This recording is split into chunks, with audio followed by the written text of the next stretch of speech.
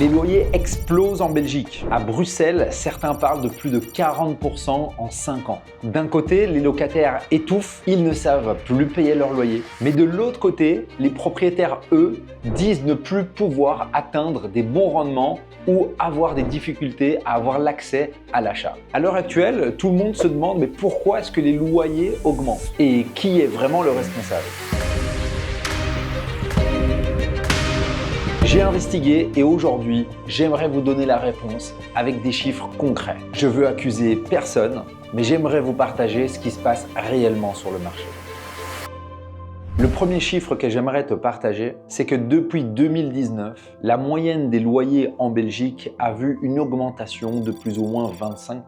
Ça veut dire qu'un locataire qui payait un loyer à 1 000 € en 2019, aujourd'hui, principalement à cause de l'indexation des loyers, il paye 1 250 €. Mais quand on réfléchit, 250 € supplémentaires par mois, c'est énorme pour un salarié, pour une personne qui ne peut pas demander des augmentations tous les 5 ans de 250 €. Et en plus de ça, on ne va pas parler du coût de la vie qui augmente drastiquement sur la nourriture, le transport et les autres postes. Et donc le facteur principal de cette augmentation de 25% de loyer de 2019 à aujourd'hui est donc lié à l'indexation annuelle, mais l'indexation annuelle est elle-même liée à l'inflation, donc à l'augmentation du coût de la vie. C'est un mécanisme qui est légal et automatique, donc on ne peut pas vraiment y faire quelque chose. Après vous avoir partagé cette stat générale sur tout le sol belge, j'aimerais maintenant vous parler de chaque région.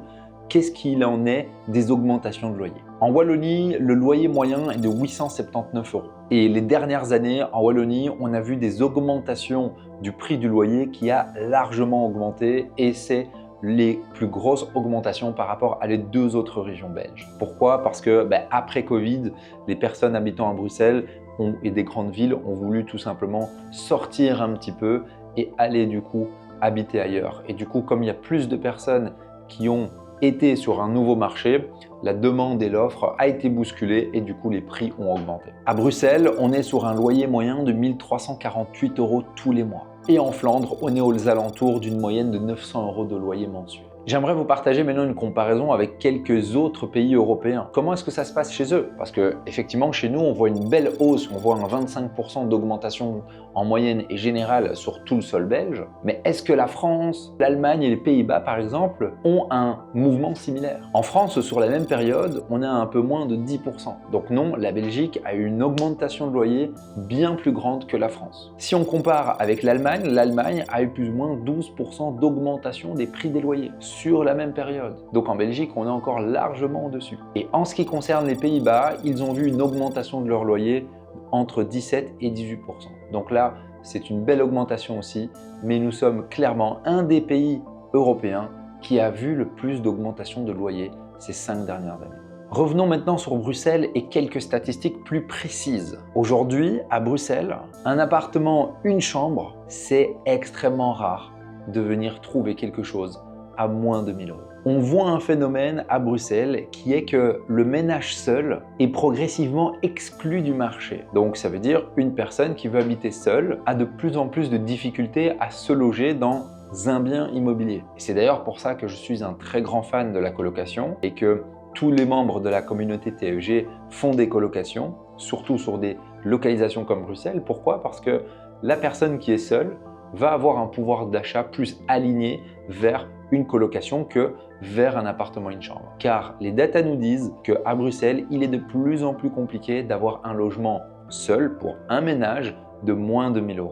Et la pression bruxelloise se déplace géographiquement et va impacter évidemment les communes et les villes avoisinantes. On va parler évidemment du Brabant wallon qui a eu également de très belles hausses de loyers ou certaines villes de Wallonie. Maintenant qu'on a parcouru pas mal de data sur la Belgique et sur les autres pays européens ainsi que sur les régions, venons-en au cœur du problème. Pourquoi est-ce que nos loyers augmentent? Et évidemment, nous en tant qu'investisseurs et propriétaires, quelle position, quel genre de décision on va pouvoir prendre par rapport à cette situation. Mais tout d'abord, j'aimerais vraiment vous aider à comprendre cette situation. C'est parti. Et en fait, cette augmentation est une addition de 6 facteurs que nous allons voir ensemble tout de suite. Le premier facteur, on l'a déjà vu un petit peu plus tôt, c'est l'indexation des loyers. Il est lié à l'inflation, il est légal et il est automatique. Attention, cette indexation est uniquement faisable si le PEB le permet. N'oubliez pas que les règles PEB sont importantes. Le deuxième facteur qui fait que les loyers augmentent, c'est la pénurie de logements locatifs. Il y a beaucoup moins d'offres sur le marché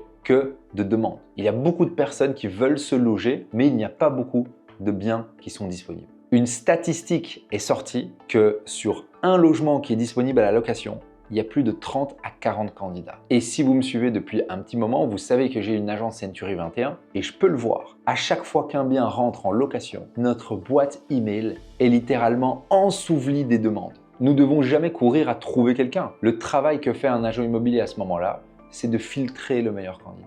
Le troisième facteur qui fait que nos loyers augmentent en Belgique, c'est le fait que l'achat devient de plus en plus compliqué. Les banques demandent plus d'apports, il faut des fonds propres, les prix de l'immobilier continuent de grimper et tout ça fait que de moins en moins de personnes peuvent s'acheter un bien immobilier et du coup se tournent vers la location et du coup augmente le nombre de candidats pour un logement disponible, comme on vient de le voir dans le point précédent. Le quatrième point, c'est ce qu'on appelle l'effet domino. On en a déjà un petit peu parlé dans cette vidéo, mais effectivement, Bruxelles, qui est très dense, qui a une augmentation des prix qui est constante, des prix qui deviennent compliqués à tenir. Dites-vous bien, se loger seul pour plus de 1 000 €, quand on va gagner, quand on se lance dans sa vie 2 000, 2 200 €, ben c'est carrément la moitié de ce qu'on gagne. C'est énorme. Donc, qu'est-ce que font les gens? Ils vont préférer aller se positionner sur des villes qui sont avoisinantes, en Wallonie, en Flandre, dans le Brabant wallon, peu importe. Mais qu'est-ce qui se passe? C'est que si plus de personnes vont géographiquement s'éloigner, ben, à nouveau, les prix là-bas vont augmenter. Pourquoi? Parce qu'il y a de nouveau plus d'offres et du coup, la demande va suivre.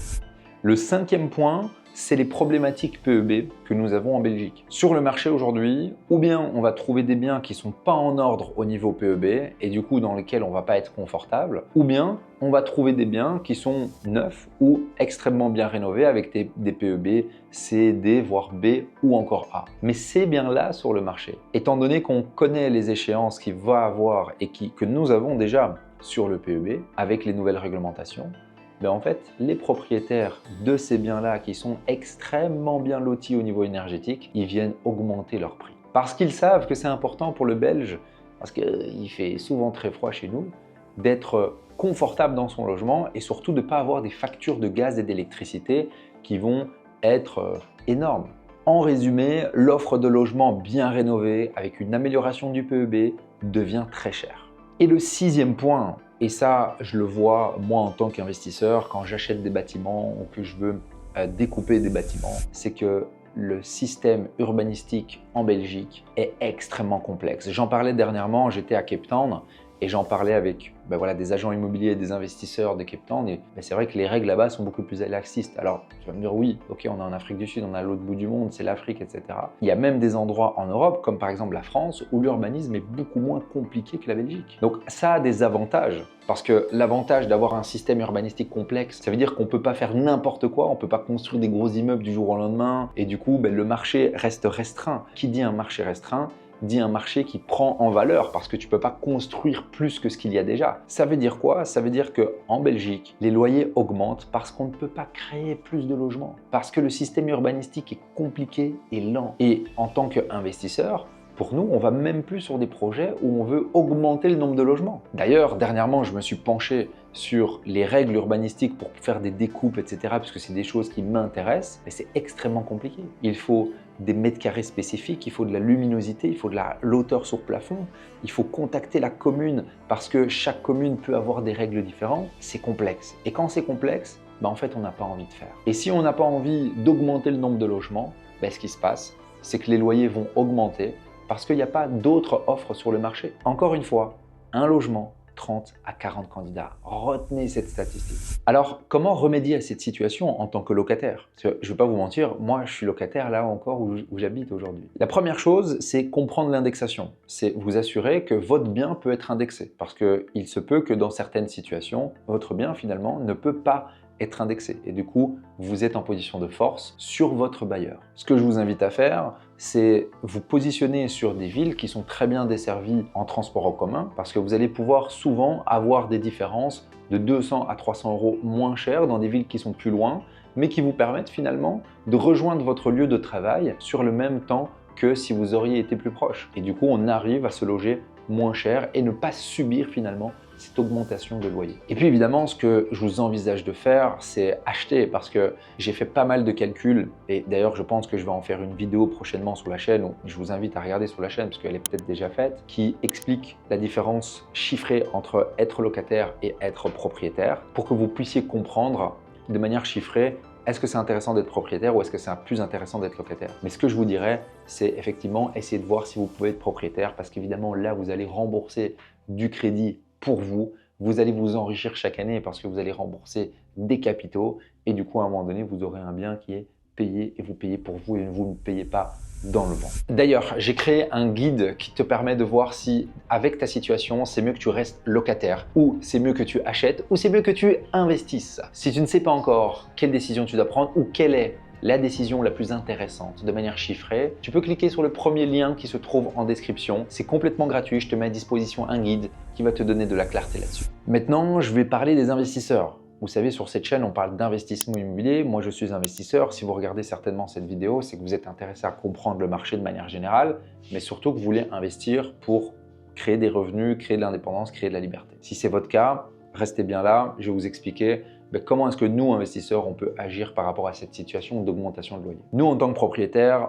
on a plein de coûts qui augmentent aussi. Aujourd'hui, ils ont stoppé le fait qu'on peut venir déduire nos intérêts de crédit, ce qui fait vraiment une grosse différence. On va le sentir dans nos impôts. On a également les coûts énergétiques qui font qu'augmenter. Nous, de notre côté aussi, on doit venir absorber l'inflation parce que les coûts de matériaux vont augmenter, les gens demandent de plus en plus cher pour faire des petits travaux à gauche et à droite. Et en fait, nous, en tant que propriétaires et investisseurs, nos coûts finalement de gestion ou d'acquisition vont également augmenter par rapport à il y a quelques années. Donc c'est logique finalement pour nous que les loyers augmentent de nos locataires parce que nous on a des coûts qui augmentent. Et si nous on ne suit pas ces augmentations et qu'on met pas les loyers bien à jour, là c'est nous investisseurs qui allons avoir un problème de rendement. En termes de localisation, je pense que l'investisseur va devoir vraiment réfléchir à quelles sont les localisations premium pour pouvoir acheter des logements. Étant donné qu'on a compris dans cette vidéo que il y a Bruxelles, il y a les grandes villes, on parle aussi de Liège, on parle de Charleroi, de Mons, c'est des grandes villes et tout devient plus cher dans ces villes. Et du coup, on vient voir cet effet domino où